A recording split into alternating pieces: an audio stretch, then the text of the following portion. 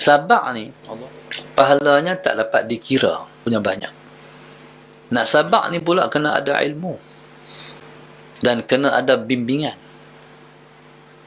Kalau kita tak ada ilmu dan tak ada bimbingan, kita tak mampu sabar. Allah bersama-sama dengan orang-orang yang sabar, maknanya pertolongan Allah akan mengiringi orang yang sabar. Bila mana dia sabar sungguh, ketika tu nak datanglah pertolongan Allah. Di antara ujian yang paling besar yang Allah tak timpakan kepada umat terdahulu ialah Dajjal. Itu paling dahsyat sekali. Pasal apa Allah timpa pada kita? Sebab Tuhan nak bagi pahala yang berganda-ganda pada kita. Sebab Allah sayang kita. Allahumma salli ala sayyidina Muhammad.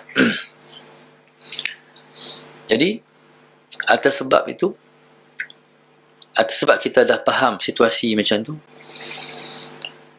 maka mailah sebesar mana ujian, kita akan menghadapinya dengan penuh sabar. InsyaAllah. Nak sabar ni pula kena ada ilmu dan kena ada bimbingan.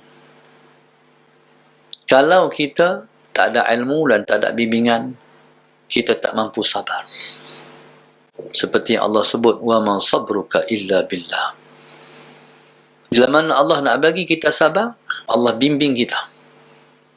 Allah jadikan di sana sebab-sebab yang membawa kita kepada sabar. Ada tok guru, ada ulama, ada para masyayikh dalam hidup kita yang memandu kita untuk kita sabar. Sabar ni, Allahumma salli ala sayyidina Muhammad, pahalanya tak dapat dikira, punya banyak. Bighairi hisab, tak boleh kira, tak boleh hisab. Seperti mana yang Allah sebut, innama yuwaffas sabiruna ajrahum bighairi hisab. Hanya saja dibalas akan pahala orang yang sabar itu dengan pahala yang tidak dapat dihisab, punya banyak. Maka di atas sebab kita tak banyak amalan kita, umur kita tak panjang nak beramal, maka Allah datangkan asbab yang tertentu yang kita perlu sabar untuk kita lebih pahala kita dibanding dengan pahala umat yang terdahulu. Allahumma salli ala sayyidina Muhammad. Dan Nabi kita SAW pun pesan. Pesanan Nabi ni yang Nabi pesan, Nabi yakin pesanan dia akan sampai ke akhir zaman esok. Sekalipun Nabi kita dah wafat 1400 tahun dulu, tapi Nabi yakin yang Nabi sampaikan pasti akan sampai kepada umatnya yang berada di akhir zaman, yang masih belum lahir ketika tu. Umat ni akan lahir di akhir zaman. Nabi pastikan, Nabi pasti yang Nabi pesan akan sampai di akhir zaman. Nabi kita SAW ketika mana para sahabat bertanya, ya Rasulullah, bila akan datang pertolongan Allah? Bila mana umat Islam ditimpa dengan ujian demi ujian, ujian demi ujian, sampai tak tahan sangat diuji ketika itu. Ketika itu berkatalah Rasul orang-orang beriman, mata nasrullah, bilalah akan datang pertolongan Allah? Maka Allah kata, ala inna nasrullahi qarib. Kata Allah, ingatlah pertolongan Allah itu hampir. Bila kita tanya, bila Tuhan nak tolong ni? Bila sampai ke peringkat kita tanya, bila Tuhan nak tolong ni? Waktu tu barulah Allah kata, ingat pertolongan Allah itu hampir. Jadi umat Islam akan diuji oleh Allah Subhanahu Wa Taala sampai ke tahap tu. Kita ni kena sabar sampai tahap mana? Kita kena sabar sampai kita hancur. Allahumma salli ala sayyidina Muhammad.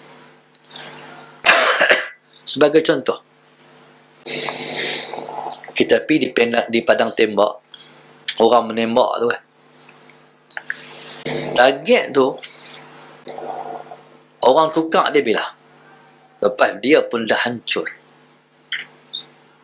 Bila Allah kata, wasbir wa ma sabruka illa billah, Sabarlah kamu. Sabarlah kamu tu maknanya wastabir.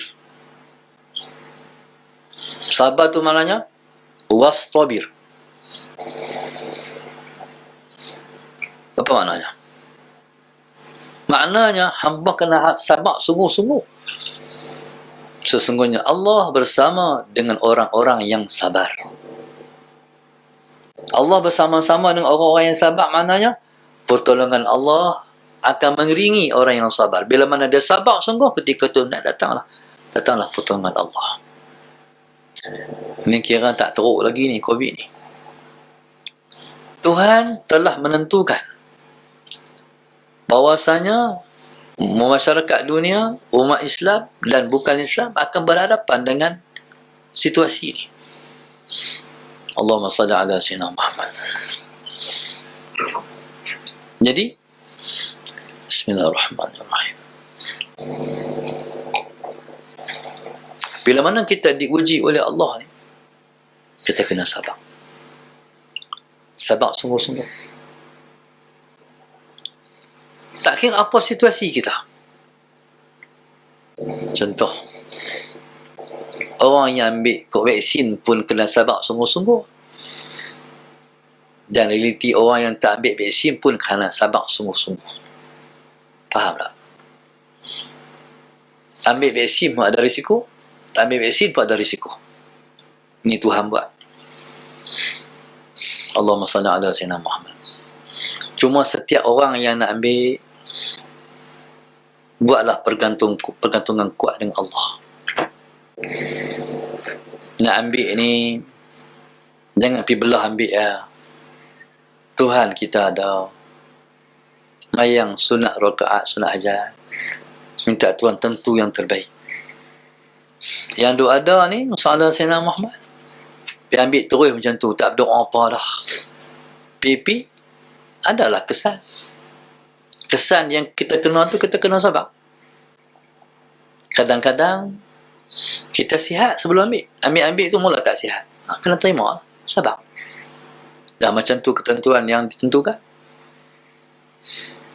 Sebab kalau tak ambil 2 dos, tak boleh pergi mayang Jumaat.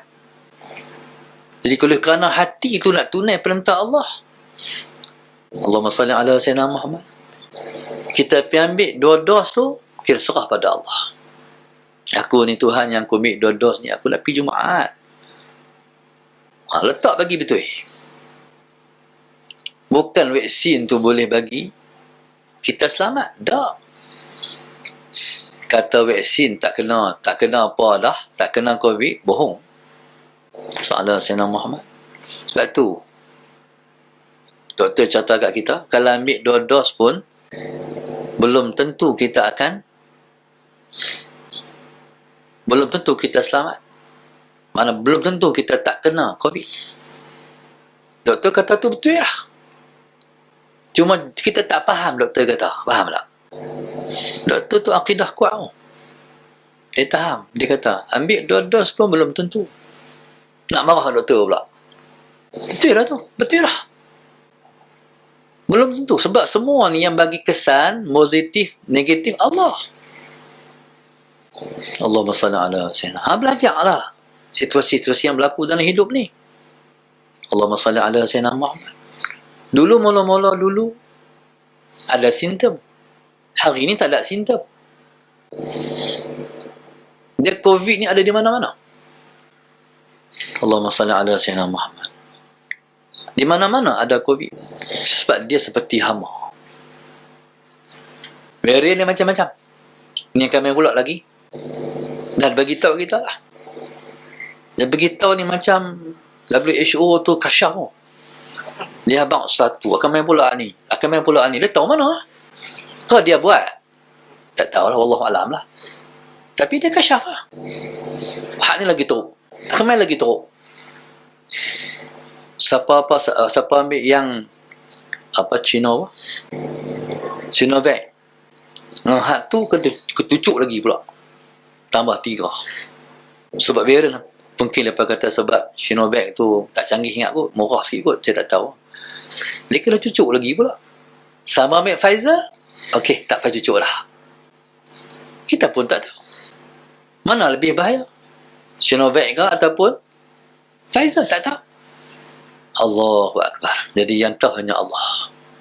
Lepas tu, tuan, jangan pegang dengan hak kita duk percaya. Pegang dengan takdir Allah Subhanahu wa ta'ala. Tak tahu. Kerja Allah tak tahu. Ada orang ambil dia sihat sampai hari ni.